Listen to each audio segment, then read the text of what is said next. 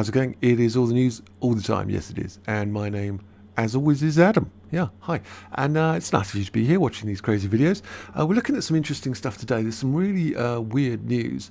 First of all, we've got Jason Momoa is going to step down as Aquaman. So not on this film, the one that's coming up in Christmas, but the next one is not going to be Jason Momoa as Aquaman.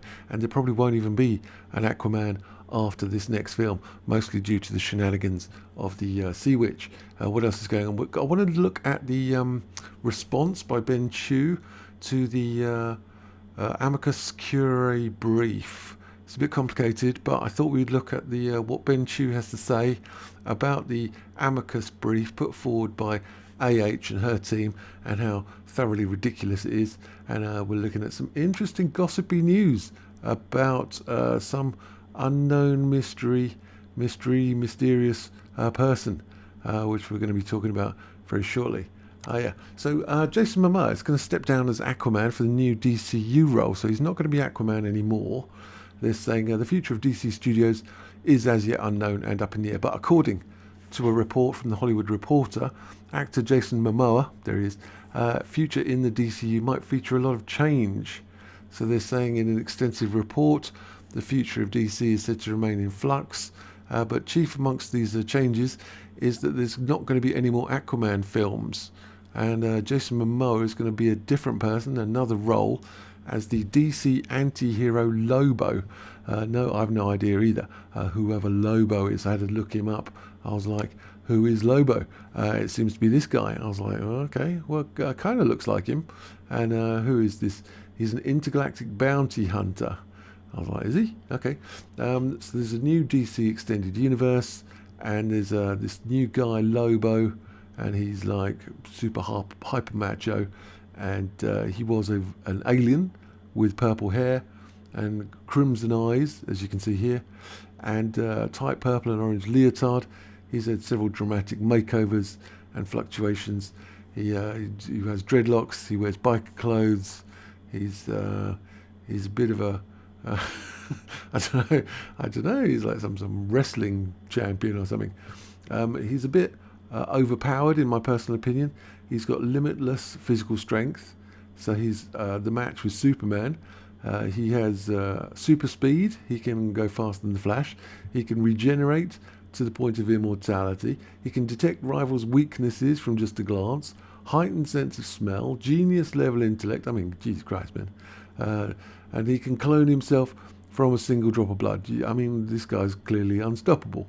And it seems he murdered an entire planet because they didn't get him the right cigar. Slaughtered an entire planet for not procuring him a suitable cigar. I mean, who reads this stuff? Who reads this claptrap, to be honest? Some guy murdering an entire planet because he didn't get a cigar. I mean, who reads this? I mean, is this why these films are just failing all the time? Because it's just gibberish? In my personal opinion, it's just gibberish. That's what's going on. But anyway, Jason Momoa is going to be this guy here.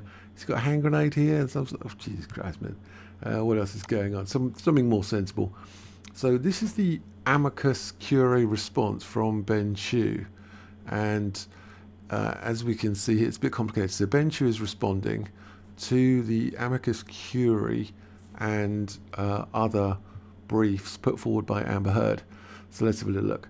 Appellee's omnibus opposition to amici motions for leave to file briefs amicus curiae. So this is the appellee, which is Johnny Depp. He is the person making the appeal. The appellant is making the appeal, and Johnny Depp is responding to the appeal. That's right. In the UK, this would be called appellant and respondent, because he's responding to this. But in the US, he's an appellee, like a leaseor and leasee, or a seller and sellee. Anyway, the appellees, this person's omnibus, which means everything together, opposition to amici's motions for leave to file briefs amicus curiae. So this is Johnny Depp's opposition to these people, the friend of the courts, request to file an amicus curiae briefing to the court. But essentially they're just trying to deny it. So what are they saying? Appellee, Johnny Depp, through his undersigned counsel, which would be Benjamin Chew, respectfully submits his omnibus opposition to the motion for leave to file an amicus curiae Sanctuary for Families, Virginia National Organization, blah, blah, blah, blah, blah, blah, blah, blah, blah, blah, brief. Okay. So in this little top section, what we're saying is Johnny Depp, through his lawyer, is submitting his overall opposition for the request to enter a file brief of amici curiae to the court. That's basically what that is. Omnibus, coming from the Latin, omni meaning everything and bus meaning conveyance. In the UK, omnibuses used to be the name of buses, like trains and boats and stuff. They were called omnibus, but that got shortened down to bus. So there you go. But why should it be rejected? The introduction, I think, lays it out quite clearly. As Benjamin Chow is saying, it's a kitchen sink appeal, or what I would call a shotgun appeal. The appellant is trying to assert no less than 16 errors of the court, which is a really good sign. If you have a strong case, you only have one point of appeal, and your case is very, very strong. It's clearly on that point, and you're going to win on that point because it's obvious and clearly available. When you're throwing 16 out there, what you're saying is, I don't know if anything's going to work, so I'm just chucking everything I can think of. And essentially you're just telling the court, I don't know what I'm doing, I don't have a strong case, and I'm going to just chuck a whole load of stuff at the wall and see if anything sticks to it. That's basically what's going on. So the appellant, the AH, there she is represented by two large, well-regarded law firms and is seeking to relitigate virtually every major ruling made by two distinguished and highly respected chief judges, who are the Bruce D. White and Penny S. Ascarate, over the course of the 3-year litigation and 6-week jury trial. Exactly so, they're trying to relitigate the case, which is not viable. In addition to, the oversized brief of 55 pages that Ms. Heard filed in support of her appeal, the amici seek to present a collective 93 further pages of argument in support of her position. And from what I can understand, these were all produced in concert together, and that's not how it should be. This should be, the 55 pages of her initial brief should be her brief, and these amici should be independent, but they are linked. Essentially, she's trying to get around the issue of only being limited to 55 pages, and she's using the amici brief as a method of essentially extending her argument, which is not what should be going on. If the motions were granted, Mr. Depp would be required to respond to a total of 148 pages. With presently, he's set at only 55 pages. Suddenly he's got to deal with 148 pages of other stuff, which is unnecessary. And again, he's talking about how in some situations it is useful where amici curiae might assist the court. This is not one of them. Amber Heard is clearly represented and doesn't need random bystanders chucking in their 2 pence worth for no apparent reason. And Mr. Depp respectfully submits that the filing of such extensive additional briefing by the friends of the court is neither necessary nor appropriate, and should be not allowed. As a threshold matter, the court should deny the motions because the amici failed to comply with the relative rules inter alia, which means, amongst other things, neglecting to properly assign errors, which violation constitutes sufficient grounds for denial. That's the thing about an amici curiae brief. It should have a list of the error, or noted the error, and then where that error is in the court filings. So it should say, this is the error which is found here. This is an error which is found here. And it doesn't do that. All it does is try to put forward slippery slope arguments. It tries to take a position that's already been proven not to be true and takes that as its starting position. So it goes against the whole principle here. Anyway, moreover, Ms. Heard is very competently represented, exactly, and does not need any additional briefing from randos, nor should Mr. Depp be burdened with having to respond to such voluminous, I like that word, additional briefing from randos. Finally, the amici's arguments add nothing to the legal analysis. It's always amici. There's no soft C in Latin. So every C that you see will be a hard C, not a ch sound. So yeah, always useful to remember when you're reading Latin. Finally, the amici's arguments add nothing to the legal analysis provided by the appellant's counsel and appear focused instead on arguing with the jury's clear findings in favour of Mr. Depp on the underlying factual issues. Yeah, this is the point. They're not breaking down the legal analysis and pointing to where there's errors in the law. All they're trying to do is deny the jury's already found verdict, ignore it completely, and relitigate the case. Outrageous, shocking behaviour. The amici proceeds, this is the point, the amici proceeds from the essential false premise that Ms. Heard is a representative of domestic abuse victims. This premise has been emphatically and soundly rejected by the jury already. So you can't start a brief from a position that's already been rejected. It's an outrageous way of starting things. Already been soundly rejected by the jury, who paid careful attention to the evidence presented during a 6-week trial. Again, overturning jury verdicts is a very difficult thing to do, and is very frowned on. And you have to come up with something that's very, very sound and that can be pointed to by the court, because they're going to be questioned on it. They're going to be themselves judged on making a decision like that, especially in such a high-profile case. People are going to look at this and say, well, that's clearly not enough to overturn the jury verdict. So they're going to be very careful about it and very cautious about it.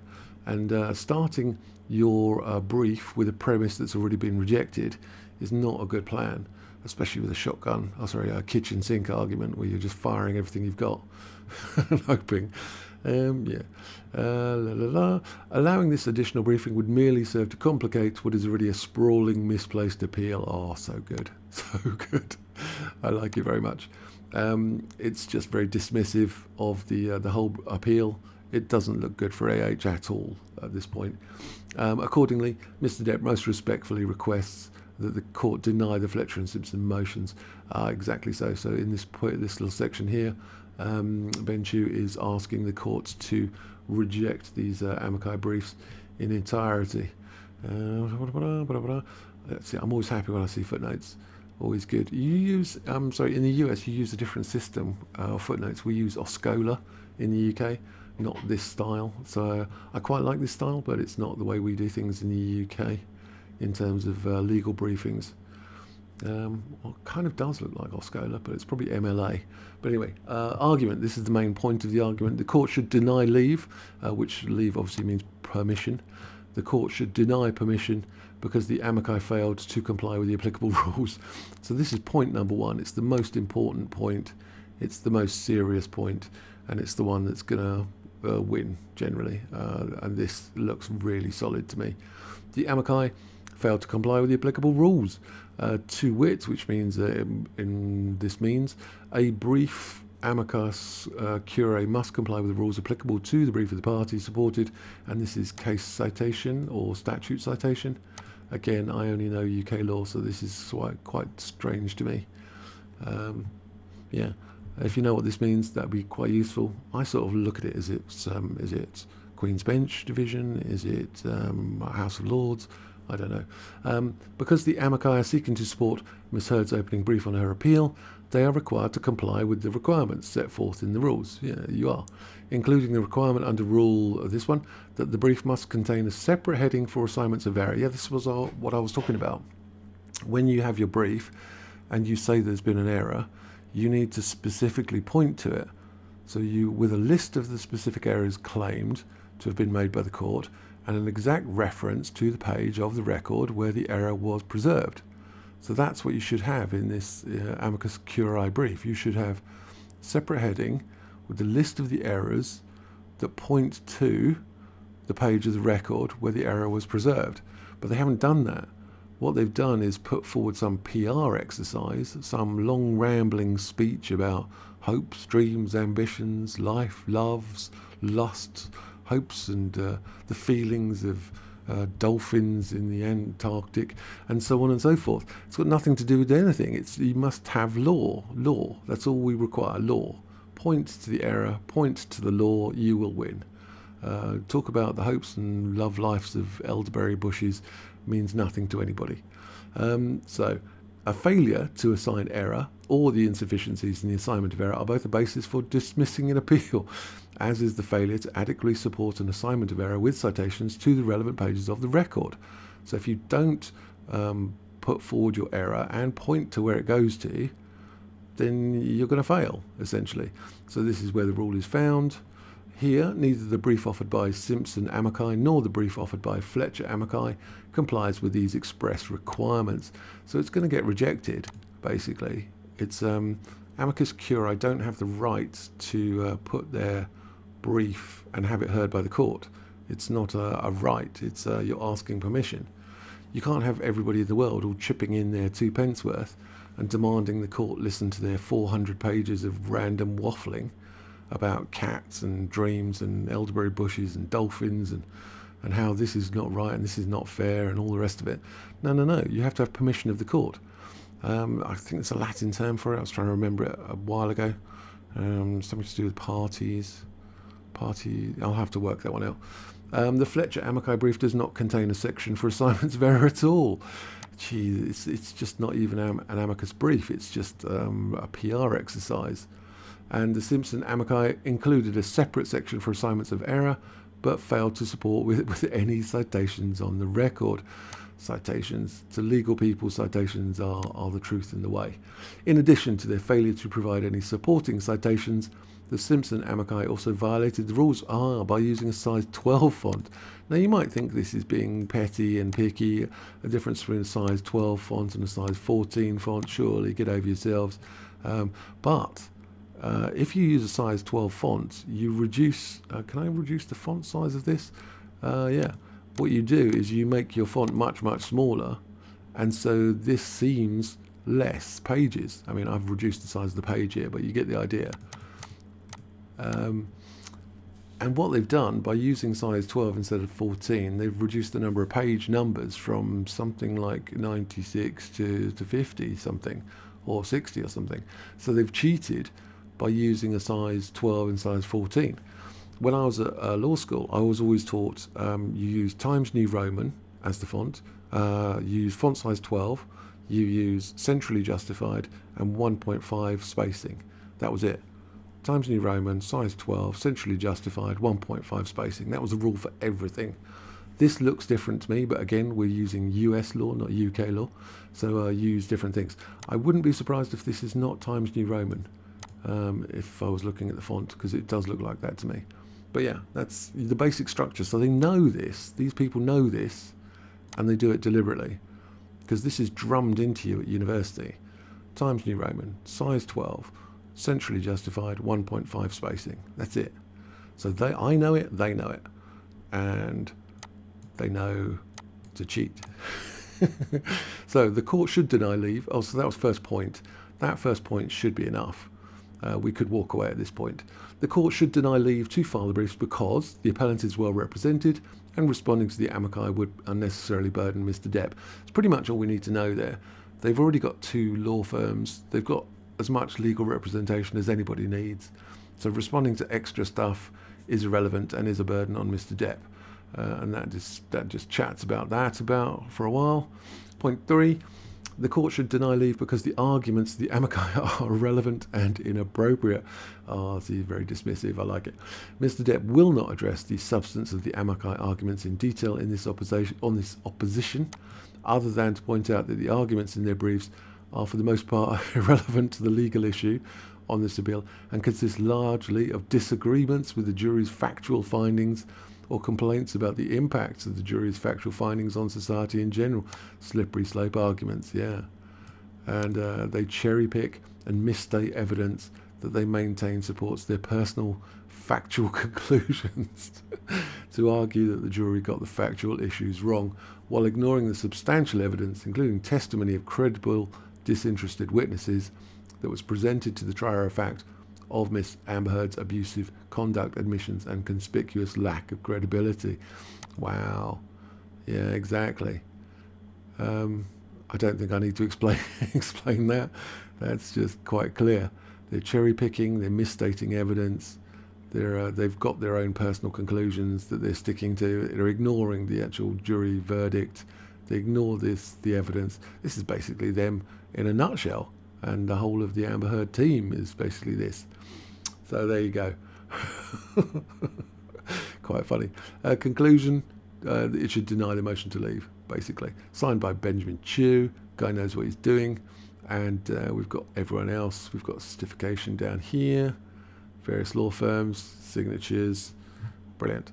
So that does make me laugh, that one. If you want to look it up, it's on the Virginia Courts electronic filing system. It's that number, 1062224. You can look it up there. So I found that quite interesting. And what else is going on? What else is going on? Oh yeah, I was looking at this, and this was quite. Where am I? Where am I? Oh, she's such a lunatic, that woman. Yeah, this. I was thinking, what is this going on? I do not know anything about it, and I put this out there with a grain of salt. And however, Victor Van Doomcock says, I say, who's the other guy? Speculation warning. That's what this is. Speculation warning. So we've got blonde Nepo baby with very despised dad. How rude. Behaved absolutely horrifically on set. Is this Lily Rose Depp? Question mark. This comes from du moi, which means to me, as in to the number. And it's just people making stuff up, or guessing, or lying, or maybe it's the truth, maybe it's a gossip, who knows? Who knows? But this is not factual in any way, shape or form, as far as I can tell. But what they're saying, this blonde Nepo baby with a very despised dad, not really, had a tantrum on a recent photo shoot. She's getting paid very highly, and the behaviour isn't ideal. She didn't just throw a shoe or walk off stewing. She didn't just throw a thankfully iced coffee at a PA, but she did ruin 2 separate makeup stations and ripped holes in a demo dress because the colour, according to her, was off-putting. But you didn't hear that from me. So I don't know how true this is. If true, not true, or what true, could be true. And also the word colour throws me off slightly, because in the UK we would spell this C-O-L-O-U-R, and in America you would spell it C-O-L-O-R. So the person who wrote this is probably British. So if they're British and they're in Britain, why are they writing about something that happened on a photo shoot in the US? You see, it's Sherlock Holmes. Sherlock Holmes, I am. So I don't know. I do not know. So let me know your thoughts, your hopes, your dreams, and what is going on. Are you happy Jason Momoa is out of Aquaman and going to be this weird Lobo dude? I don't know what that's about.